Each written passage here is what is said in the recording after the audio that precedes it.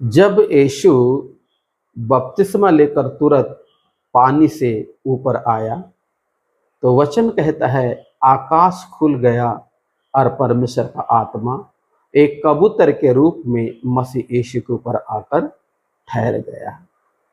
वचन हमको आगे ये भी सिखाते मेरे प्रियो कि जब मसीह यीशु आत्मा की सामर्थ्य से भरकर जब गलील में आकर यीशु मसीह प्रचार करने लगा तो प्रभु यीशु मसीह एक बात कहते हैं जिसको हमको समझना है।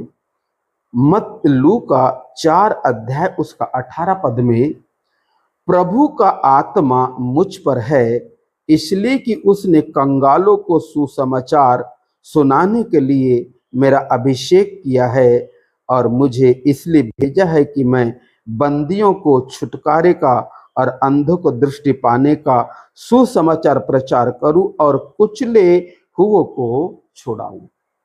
जब परमेश्वर हमारा अभिषेक करता है तो हमारे लिए नहीं होता परंतु वह अभिषेक दूसरों के लिए होता है, क्योंकि वचन कहता है कि अभिषेक हर एक जुआ को तोड़ता है। और अभिषेक के अंतर्गत बहुत से बीमार चंगे होते हैं, लंगड़े चंगे होते हैं, अंधे देखने लगते हैं और मुर्दे जिंदे होते हैं। तो आप यदि एक सेवक हैं और सेवा कर रहे हैं तो आपको जो अद्भुत सामर्थ के रूप में जो आपको मिला है वो परमेश्वर का अभिषेक है। और उस अभिषेक के चलते आप सैकड़ों सैकड़ों लोगों के लिए आप एक कहना चाहिए छुटकारे का या चंगाई का कारण बन सकते हैं।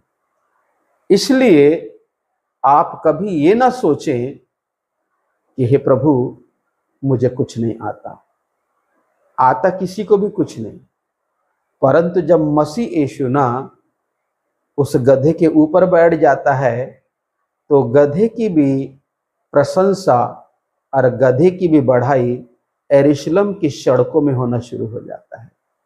इसलिए मेरे प्रियो जो अभिषेक आपके ऊपर है वो कीमती है। प्रभु आपको आशीष दे। आमीन।